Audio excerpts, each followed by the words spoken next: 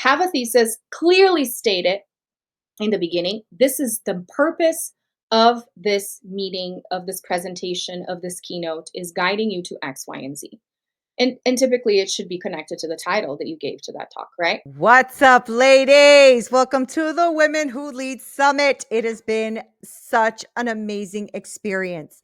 And today I am so honored to introduce you to this extraordinary speaker, coach, storyteller. This is Marta Spurk. And Marta is a professional singer. She's a TEDx speaker, best-selling author, and speaking coach to especially for those who want to really establish this in their business, right? To transform their message into a powerful signature talk. Now, I know you guys know how important it is to show up, and especially with storytelling, that is a gift, right? So, through her expert blend of storytelling techniques and strategic coaching, Marta empowers her clients to inspire audiences, amplify their impact, and unlock new income streams through speaking engagements. That's what I'm doing this year. I have told Marta this. I am going to be a speaker this year. Hell or high water, I'm doing it, right? So, whether through her coaching programs, keynotes, podcasts, or award-winning book, The Empowered Woman, The Ultimate Roadmap to Business Success. Yeah, y'all heard that. Y'all better pick that up. Marta has helped countless entrepreneurs leverage the power of speaking to grow their businesses. Now, today, Marta will share with you her expertise on speak to scale, using speaking as a powerful marketing tool to grow your business. Now, she'll walk us through how to use this speaking as a strategic marketing tool, because it really is. And it's something that I want to do this year, is to leverage the stages and get on there. So get ready, y'all. Get your pen, get your pad, because we're going to take some notes, okay? Please join me in welcoming this amazing woman, Marta Spurk. Marta, how are you? Great. Thanks so much for having me. I'm so glad you're here. Okay. So I fell in love with you the first time we met, and then you were like, okay, I'll do it. I'm like, yes. So here you are. So glad to have you. I know that, this is like the thing, right? Speaking is a huge advantage in your business. And I'm noticing it more and more where people are talking about how you can sell from the stage, how you can present from the stage, storytelling from the stage. That's so huge. I remember going to an event once and the guy was so boring that I found myself, along with all the other participants, looking at our phones, Mm, right? And I said, that's what I don't want to do. right. You know what I'm saying? Like, I don't want to be that guy. I felt bad for him, but it's at the same time, like, this is a skill, Marta. This is a Yeah. skill, right? And so I wanted you to start us by saying, like, why, for the women who are here and like, I don't know if I could speak on stage. Why is speaking such a powerful marketing tool for business owners? Like, Yeah. how is it that they can use this to scale their business? Well, first and foremost, thank you for saying that it is a skill, meaning there's hope. We can get better at it. We just need to keep doing it. It's like any other muscle that you need to exercise. Speaking in front of an audience, no matter how big it is something you get to practice and you get better at it. We have to do it. You can't just, practice in your mind. But why is speaking such a powerful tool? Well, you hear it all over the place, and probably from your business coaches. You need to establish yourself as an authority, right? And how do you do that? You create a website, you create social media accounts, you start posting on there. Well, guess what you do when you stand up in front of an audience?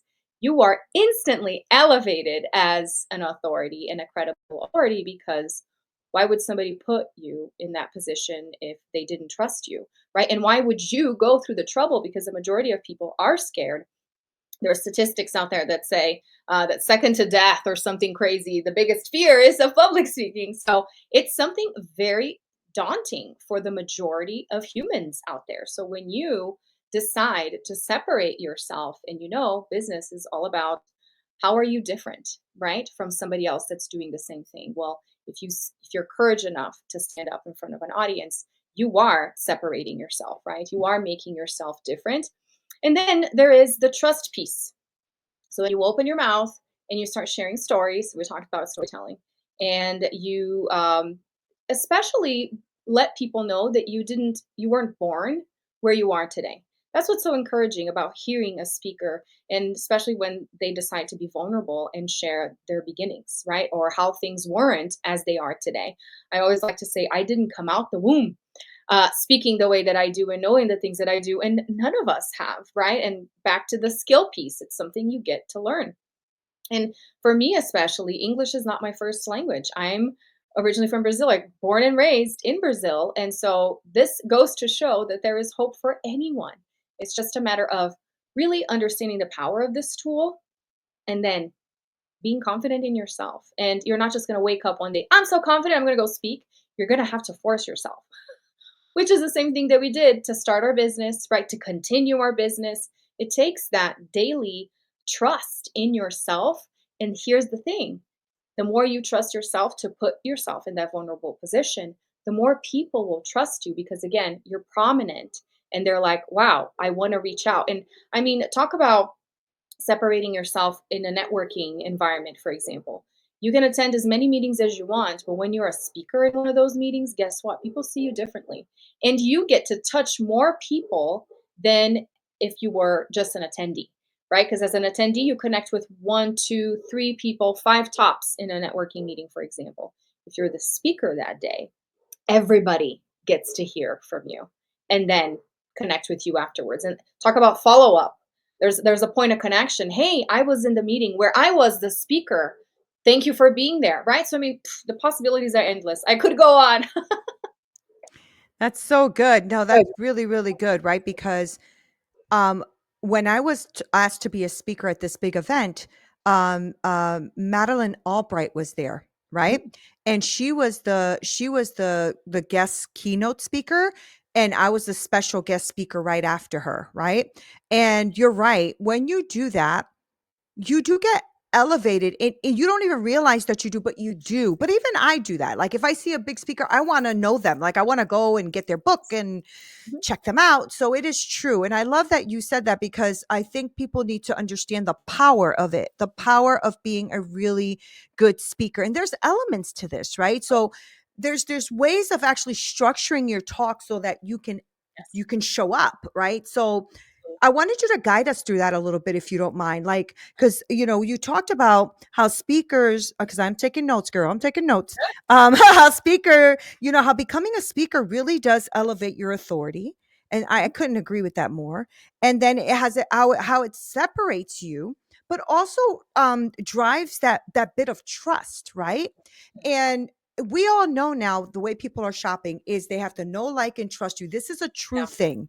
They have to Mhm. know you. They have to be able to find you somewhere. They have to be able to trust you and know that you're a real person and not like BSing them, right? Totally. So I was wanting you to take us through the key elements of a powerful signature talk, like something we can start mapping out, putting together, right? That will start to captivate the audience so that we can really start to use this to drive growth in our business. Because Yes. elements are important and we really need to know that. Yes. Anyone can, I mean, not anyone, but with preparation, I guess I should say, you could stand up and talk, right? But when you have a structure, when you have a specific game plan of where you start, where you take them, where it ends, where they go from there, it makes it even better. So the very first thing is start with a story. I tell my speaker clients all of the time, it's fine if you get up and you're nervous and you end up saying, thanks so much for having me. My name is Marta Spurk, and wow, it's a little chilly out there. You're going to get nervous. You're going to forget the game plan. It's okay. And it happens to all of us. However, the more you do it, and here comes the skill piece, right? The more you practice, practice starting with a story for so many reasons. One of them, it's a pattern interrupt. People are expecting you to start by saying, hi, thank you so much for having me. When you don't start that way, they're forced to pay attention. And you were talking about a speaker that was so boring and people were on their phones. That's exactly what you want to avoid. And the way to avoid that is to captivate them with a story. Because isn't that what happens when you start reading a book?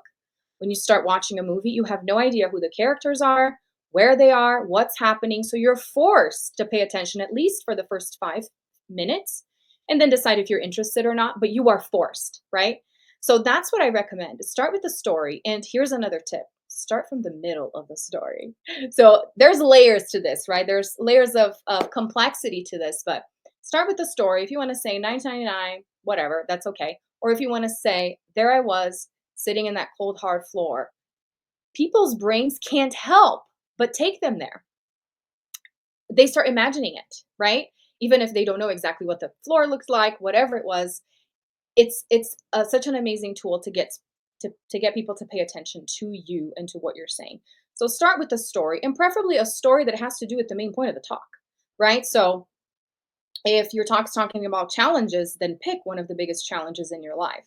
And so that's what I do. I was just telling a client, you're going to create this arsenal of several different stories depending on where your talk is going to take you. You pick the stories that have to do with that topic. So whenever I'm talking about big life challenges, I talk about when I discovered I was having triplets. Talk about, a shocker. You hear the audience gasp if you set up the story correctly, right? Or I talk about being an immigrant, moving, for leaving everything behind. All of us have those kinds of stories. You just have to find them. So then after you tell that story, you tie it in with your main point. So I have two degrees in English. I worked at the Writing Center at my university, alma mater, in the University of Colorado, Denver. And I learned quite a bit about argumentative essays. And I really encourage you to start looking at your signature talk like an argumentative essay. So you have to have an intro and you have to have a thesis. So what is the main point? Where are you taking these people? And you'd be surprised. There are many people that start a talk and they have no idea where they're taking that audience. And that is such a waste of the opportunity of being in front of people. So what is the thesis? In the next several minutes, I am going to share with you 3 steps to X, Y, and Z, right? So I always say what I teach is very meta because this is what I'm doing right now. I say in the next several minutes, I'm going to share with you how to build a powerful signature talk. First thing, start with a story. Second thing, right? So you get to guide your audience. And especially since it's not a written text, it's the spoken word. It's so much easier for me to follow along if you give me the structure of a text, right? Because even reading sometimes, how many times when you're reading a book and then you get distracted and you're like, I have no idea what I just read and it's been 3 pages and you have to go back. Imagine somebody sitting in the audience and there's nothing for them to grab a hold of, which I could have a whole separate conversation about slides and how I think there should be very minimal text in slides because you want people to be paying attention to what you're saying. Anyways, have a thesis, clearly state it in the beginning. This is the purpose of this meeting, of this presentation, of this keynote is guiding you to X, Y, and Z. And typically it should be connected to the title that you gave to that talk, right? And then you go and you break it down. So if I told you I'm going to share 3 steps to creating a powerful signature talk, let's begin with step number 1. People love that. You may think it's too literal and that you have to make it flowery and crazy. No, please don't do that. It's really hard to follow. And please don't say I'm going to give you 32 tips to create the best signature talk. That's when people are going to start pulling their phones out and falling asleep. Okay. 3 tips, 5 tops, right? Because it's really hard to follow through. Again, because it's the spoken word. So start with your first point and make sure you have a game plan for each of your points where you're going to share a definition of that point, some stories to really illustrate and back it up. And here for my entrepreneur friends is when I say, bring in some client testimonials, right? So if the first point in my talk, very meta here, teaching about signature talks is storytelling, I can say, like one of my clients. I'll give you an example right now. When I told her, think about a story that really ties in with your thesis, and she said, "Oh, I know. I remember it vividly." That's the best story for you to pick.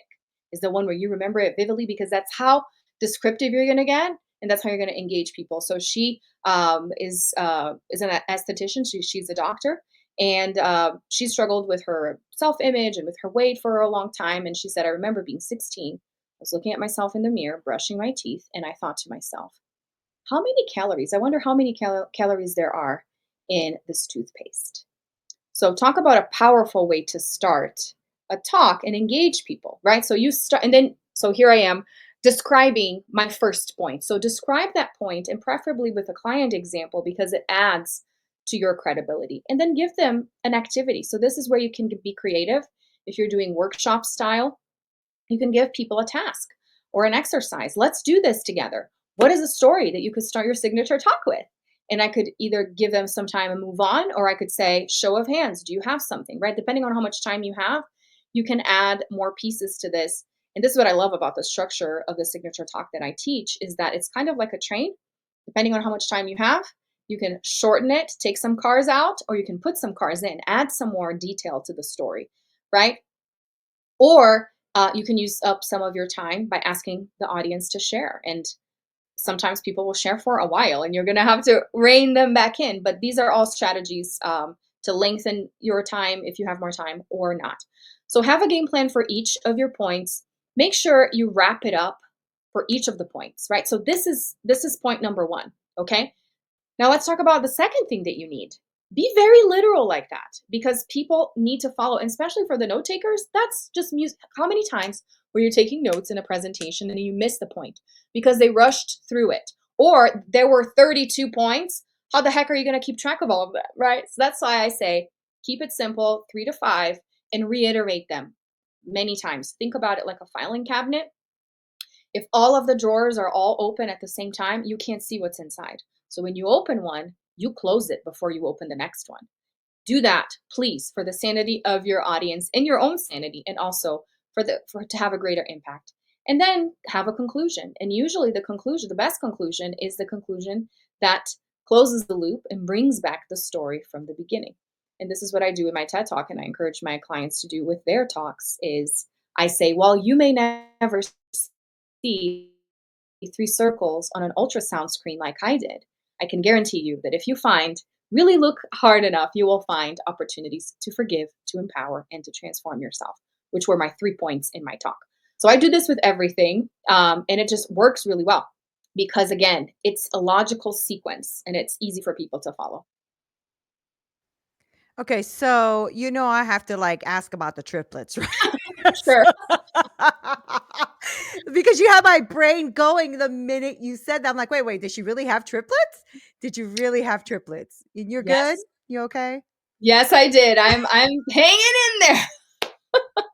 Every day is a new challenge. I mean, I don't know anything different because Yeah. it was my one and done situation. Yeah, I But would think so.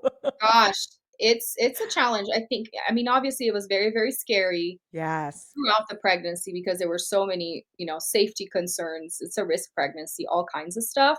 And then when they were babies, so fragile, being premature, Yeah. all of that stuff, and we're kind of out of the woods in that department. But now we have the emotions and the Yeah. personalities. So it How gets old it are gets they now? they're 9. They just turned 9 a Oh, couple weeks ago. 9. Wow. Wow. Wow. Wow. That is all you know at this point, right? Yes, it's Yeah, all I know. that is so freaking cool, and I love that you did that, right? Because you were also showing us examples of what that is. Like, when you threw that in there, I was like, "Whoa, okay, I see what she means about, grabbing the attention, right?" Just like really just like, this is what's happening. When I did a talk once, I had to do like this talk in college, and I started with walking up to the stage with like a gun in my hand, right? Like, well, not a real gun, but like this, Correct. right? And then I went to somebody and I went like that. And they were like, and it's because I had a gun put to my head when I was almost murdered by a domestic violent partner that I had. And so this talk I was talking about was about domestic violence. And so I started it by walking up and just doing that. They were like, Mhm. they paid attention the entire the entire Yeah, there you go. story. So yeah, I see what you're saying because that's super important. And I love that you gave us the structures, right? The interest, the thesis. Where are we going? Where are you taking the audience? What's your game plan, right? Go. The points should never be more than 3 to 5, not 32. I started laughing when you said that. Client testimonials. Add that in there. That's so important. Mhm. Um, and then giving them something to do, right? Like Yes. giving them the task. So good. So Mhm. freaking good. And I love the tip you gave us about being literal. I Mhm. couldn't agree with that more. Especially, I mean, not just in talks, in social media, in your Yes. videos, in your presentation, on your about your business. Too many of us try to make it so elaborate. But Right. the truth is if you speak to somebody like a second grade or a first grade level, it hits better, you Yes. know? Totally. So I love that was brilliant, Marta. Thank you so Yay. much for that. Brilliant. Oh my gosh. Okay. So here's what I'm thinking too, right? Because this is something this is kind of where I'm at too. Because this year I said I want to hit more stages, right? Either virtual, real. I've been doing podcasts, all that kind of stuff. I want to hit at least 50, 60 stages this year, right? So whether virtual or real, doesn't matter. Mhm. But I want you to like help these women understand how to even get there. right? So like strategies that maybe you recommend for us as business owners looking to land our first one or our next speaking engagement, right? Because like you said in the beginning, practice is going to help us, right? Absolutely. So what kind of strategies or ideas do you have that we can maybe get started? Yeah, of course. Well, the first thing is create a talk. And it's not going to be perfect. It's ever evolving. That's one of the things that I've heard from top speakers is when do you start working again on your signature talk or on your speaker reel tomorrow? Like there's always something that you can tweak and make it better, especially if you're doing it a lot, you're going to get more feedback, right? But create the structure. I gave you an outline right now, right? You could start creating this right now. And with the amazingness of ChatGPT, it'll help you with ideas for titles, right? Ideas for the names of the steps, whatever it may be. Don't get stuck on the trivial things, and just create this outline because that will make it easier for you to pitch yourself. Now, where to pitch yourself? Start with the low hanging fruit. This is what I tell clients all of the time. You may think that you need to start sending pitches to conferences in Europe to get on stages, and I will tell you right now, if you put up a social media post or in the next networking meeting that you're in, say, this is what I want to do, people will start thinking about you that way. And referrals and opportunities are going to come up. In fact, I'm here talking with you here today, Nina, because a friend of mine was invited to speak and she was like, "Oh, would you like to speak there?" Because she knows I want speaking opportunities and this is what I do for a living. Right? So people will start seeing you that way but if you don't voice that, you can just expect the universe to align the stars and give you opportunities. Now, sometimes that will happen. Whenever people come to me saying, "I want more opportunities," I've gotten invited by a couple. I'm like, "That's amazing," because typically that's not what happens. You start seeking opportunities and they come to you. Now, if you're already getting invited, that's an amazing sign that people are already seeing you as that authority, which means if you really take and be proactive and take the step to say, now I want to do this, even more doors are going to be opening up for you. So it's as simple as saying, I'm looking for opportunities to speak, whether it be podcast interview, being on a panel, being on a virtual summit. If you know of any opportunities, let me know. People will let you know. I can promise you that. Now, in the meantime, also start searching, right? And oftentimes, again, and I say it's because of the reticular activating system. Whenever you start trying to have a baby, everyone around you is pregnant, right? Whenever you want a red car, all the cars are red. Same thing will happen with speaking. You're going to start seeing posts on social media that you weren't paying attention to before saying call for speakers. And usually you just scroll right past. Now, because you have a talk though, because there are so many people that don't even consider applying. And that's the other thing. I guide clients to apply for TEDx. And many times people will say, "Oh, it's such a dream of mine." And then I ask, "Have you applied?" And they say, "No." And I'm floored. Well, if it's a dream of yours, I would expect you to at least have applied once. But here's the other piece: we are afraid of rejection. So that's why we don't take that step. It's like dating, right? Why would I ask somebody out if they're going to say no? I might as well just live in the dream of my mind, but then never realize the dream. So it's as easy as taking the steps because, especially for entrepreneurs, there are so many speaking opportunities. I mean, talk about networking groups. Typically, they have a trainer in every meeting or every other meeting. So you can literally go up to the leader of that meeting, the director, whatever, and say, "How do you select speakers?" Right? You have to ask or go investigate on the website, send somebody an email. That's how it starts. Sorry, I was writing a bunch of I was writing too many notes. Okay. All right.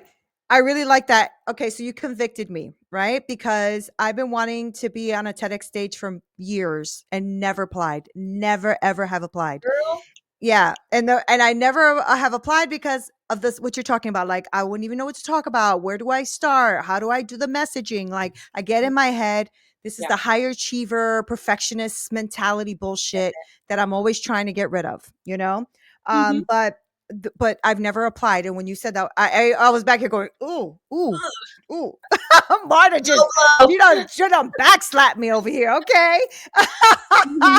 But I love that you said how about just start creating that talk? How about just Mhm. start creating the talk, right? And I'm like, yeah, how about that? How about just start creating the talk, Nina? Because I've spoken in different, like I said, they've even invited me to Dominican Republic where I went and spoke to That's women amazing. there and all that kind of stuff. It was great. But I Mhm. never thought of it being like speaking. It was almost like I'm going to go tell my story. So I went to go and encourage them and give them upliftment and all that kind of stuff. But Yeah, you're making me rethink this. good. And then you talked about, every day working on that, right? Working on your speaker reel, working on your structure. I thank you also for the tip of the GPT because it's true. You can go on there and say, hey, I want to talk about this, but I need titles. I will say though, ladies, that don't have it write it all out for you Right. because you're gonna sound like freaking Chat Yeah. GPT. No. Right? You agree with that, right, Marta? Yes. No, totally. Yeah. And I also believe you should keep scripting to the minimum. I know some people really cling to that, and that's okay to get started, right? Do whatever you need to get started. Just get started, okay? Yeah. But then you really want to rely on the blocks and your memory and your slides so that you don't get in sticky situations where the technology fails you or you get stuck, right? So, yeah, Yeah. 100%. Do you recommend slides for all your talks? Whenever possible, but I have a very particular philosophy on slides. Is very minimal text. I think I may have mentioned that already. And images, images, especially if you have actual images of what you are sharing. Like I Mhm. have a picture of the ultrasound picture of the three circles, and I put Right. that in my presentation and other things that you could add. Because when you introduce it, you say it, and then you switch the slide, and there it is. People are like, "Wow, that's so cool." My brain was kind of imagining, but now I see what it actually Oh, was I like. see. That's I think good. that that is powerful, and that is a way to help you keep track of where you are in the presentation as well. So I instead of obviously a clock is very helpful, but instead of having a script or notes, because how hard is it for you to look at notes and read and then talk, as opposed to I Yeah. see a picture, I know where I'm going. You know what I'm saying? Yeah. Oh, That's that's a better, good and then people idea. don't have to read. Yeah, that's brilliant. Yeah, that is so brilliant. Because you're right. Like I believe in the minimal writings because it annoys me to no end when somebody's reading every line off Oh, the why slide. do I Oh need my to read God. that? Read I'm it like, what myself. exactly? I'm like, just send me the damn slides. But that's just me with my ADHD and I gotta move on. Like, this is too much. Right. I know. That is so funny. Okay, so now that we have we have some structure here, we got some structure going on, we're looking at how to even start this thing by creating, our talk and all those things. So how are we going to leverage now that speaking engagement to build our brand but also to generate income, right? Because I know you have to start somewhere.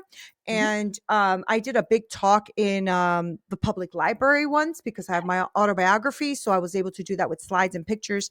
And I'm not saying I'm a pro at all. I have not been on the biggest stage I've been on was like 800 people, right? That's So it was great. That was the one with Madeline Albright. So that was really fantastic. But I didn't monetize that. I didn't have money come to me for that. So I'm just wondering how we can use this, right, to start leveraging our business. Yes, you've already kind of touched on how we can do that, but how do we monetize this or how do we make this part of our business structure? Does that make yeah, sense?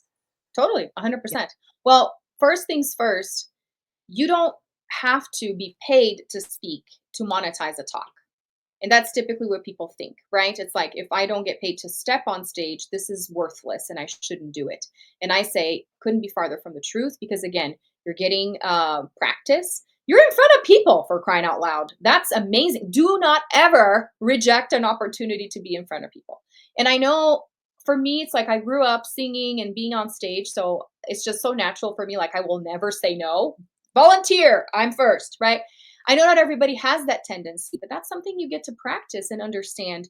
If somebody asks, if a speaker asks a question, volunteer to be one of the ones that answer. So maybe you're not the speaker. Here's the twist, real quick. How many times do you actually raise your hand? Because then the people in the audience are knowing you too, and they may come talk to you after the meeting. Wow, that was so bold that you shared that. So you're kind of half speaker there. So leverage opportunities to be in front of people. But I digress. I get passionate about this.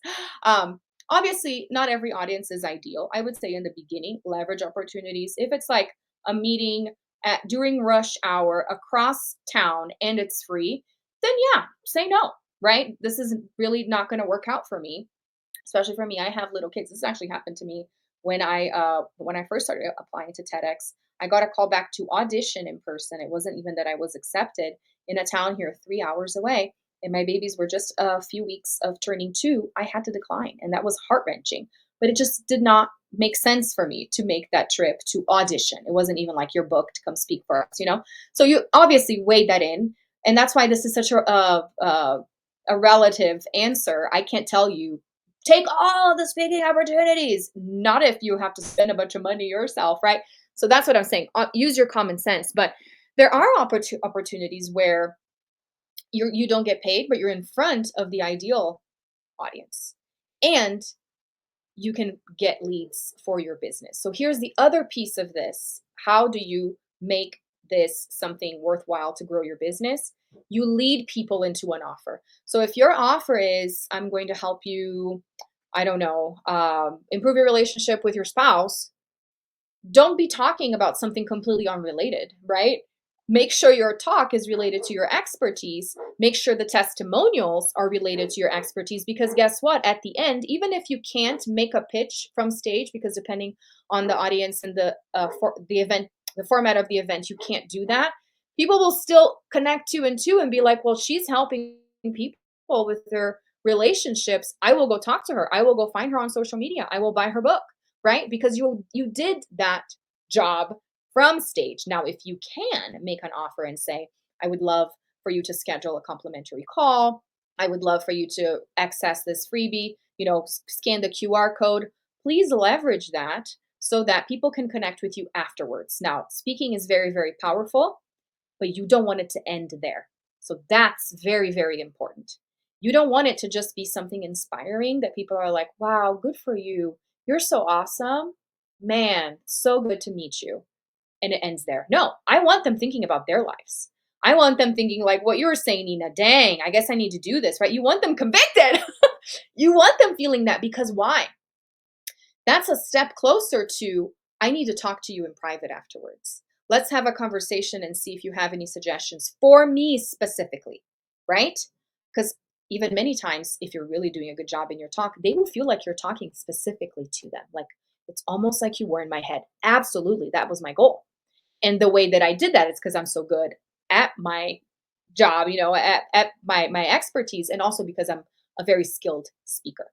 So that's how you grow your business, is whether you are paid to be in front of people, which is amazing, but nobody starts there. I mean, there are people that get paid 20 grand. They get flown around. Um, and I am not at that position. I'll just be 100% honest. And for a long time, I felt like imposter syndrome to even guide women to speak more, because and I'm not in a position because I have small children, right? But I'm still very successful at my business and what I'm doing, because I will not deny opportunities to be in front of people, and I leverage that um, as best as possible by carrying people through to my offers afterwards. Yeah, that's brilliant, right? Because that's one of the things I think we forget to do on stage is to give people a next step, right? Yes. Leverage what we have. And you're right. You don't have to have a speaking or a paid opportunity, I should say, but you can ask the host if you can, mention your book on stage or have a table in the back or something, right? So I love that, because you're right. I think it's that next step piece that gets us sometimes a little bit stuck, because we don't want to sell from the stage, or we feel crummy selling or all that kind of stuff, when really you're giving value.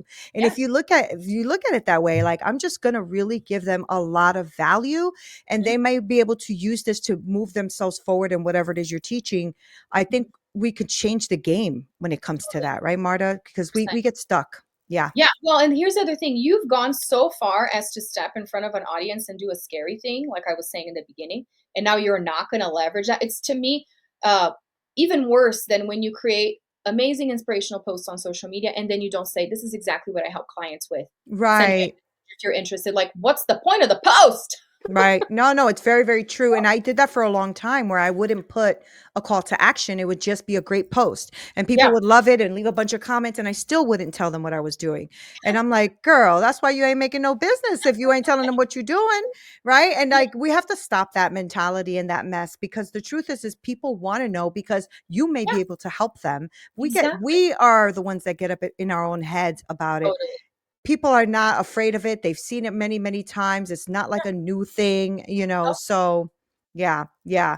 yeah. So I wanted to kind of maybe wrap up with this Mhm. because we're talking about speaking on stages and leveraging our audiences and you giving us the structures and all this great stuff, but I know that there's people because I speak to them who are super nervous about public speaking. Like you said, it's like the second thing after beside death, which is crazy to me, but I actually have heard more than one speaker say that it's true.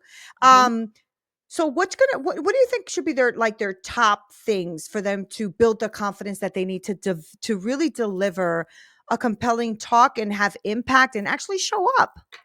Yeah. Well, I would say start with what I mentioned. Do you even speak up when you're in a group? Right? Because so many people are like, I feel so much more comfortable when it's like a one-on-one interaction, and that's okay. But if you have dreams and a vision that your business is growing and you're impacting more people, then you're going to have to challenge yourself, right? You're going to have to choose to be uncomfortable. And when somebody says, "Does anybody have any thoughts about this?" I do, and then share. Right? When it's lower stakes, or there are opportunities in networking meetings at times of, does anybody have an event coming up? Raise your hand and say, yes, I'm doing a masterclass next week. It starts as simple as that, right? And then volunteering to do something shorter. Maybe there is a segment somewhere in one of your meetings where you get to speak for 2 minutes. There are meetings that do that, like a showcase or a member in the spotlight where you get to speak for 5 minutes, for 10 minutes. Start there, right? You don't have to jump into, I'm going to do this keynote, whatever, for an hour. I mean, if you want to, by all means, but some people are so terrified of that. And I think we live in a day and age with social media where you get to do this anytime. You don't have to be invited to do a member in the spotlight or for somebody to ask you a question. You can press live on your phone and go on social media and say, I have 3 tips for you today, right? And create reels and whatever, maybe go on your stories because then it goes away in 24 hours, right? I mean, there are really no excuses. It's a matter of doing the thing that you don't want to do. And isn't that with anything in life, right? It's just another piece. We know this. Um, just start small, but start. That's the main thing. And I hope I've made myself clear. Whether you have notes, whether you get super nervous and you say, thanks so much for having me when you start, it doesn't matter. Just get started because you're going to get better. And I can say this for myself. I've always been the person that goes first, that volunteers. I have no fear of, I mean, I get nervous, but I just do it. But when memories pop up on Facebook of like 8 years ago when I first started my business, I sounded like this. Hi, guys. How's it going? I sounded like a child. I wasn't like in charge like I am right now, right? So, and back to how I started this whole thing, I didn't come out the womb this way. No amazing speaker, no amazing athlete, no amazing whatever came out the womb that way. What you see today is a result of them not giving up, failing, falling, putting their foot in their mouth, messing up. In fact, there's a story that I tell when I'm speaking about speaking. I say that the first time I came to Disney World, I was ready to just like impress Americans. I was ready to be like the most amazing 10-year-old English speaking Brazilian Americans had ever seen. And then I messed up. Like the super simple interaction with the guy in Epcot, he asked me, "How old are you?" And I said, "I'm fine, thanks." And then instantly, by the look on his face, I realized I hadn't understood the question correctly and I was mortified, but I didn't stop there. So that's my tip. Man, I freaking love that because we all have to start somewhere. And I want them to know how to start maybe with you, right? Because I know that you also teach this. You teach us how to do this right, how to do this well. So before we wrap up, I would like to know what you have for them, how they can reach out to you, how they can connect with you, all that great stuff before I let you go. Yes, absolutely. So I am offering a series of 3 videos that are pre-recorded called "Unleash Your X Factor." So I believe everybody has an X factor. You have something special to share, and I walk you through. I walk you through the outline of the talk. So I go into a little bit more detail of what I shared here. really the mindset of what am I afraid of, what is something that challenges me, and then the specifics of a talk, and even how to get in front of people as a performer and really see yourself as a performer on stage. So I cover all of that, and it's free. It's 3 different videos, and you can access it on demand. And then also, I'd love to offer a call. I call my calls story to stage evaluation. So we talk about your story. We talk about how to take that story to stage, whether you have been on stage or not, and how I could support you with my coaching.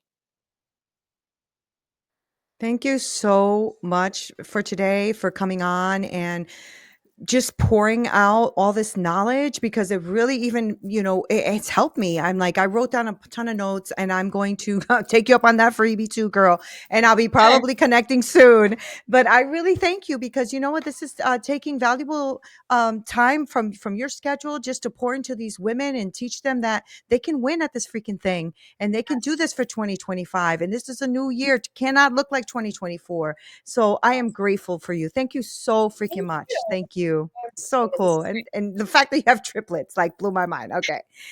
I was trying to do one at a time and I didn't know if I was going to survive. I don't know about three. But ladies, thank you so much for hanging out with me and Marta. I told you, right? Unbelievable content and information. So we are going to make sure that you have everything, all of the links to everything that she's talking about, the way for you to connect with her, because I know a lot of you are going, wait, I want to speak this year. I want to be on a TEDx stage. I want to learn how to do this right. You know what? When somebody's already been there, done that, you really need to connect with them because they know exactly what the next step might be or what the outcome might be or where you might get stuck in your own head. Okay. So make sure you connect with Marta. I love you guys so much. This is the Women Who Lead Summit. Until next time.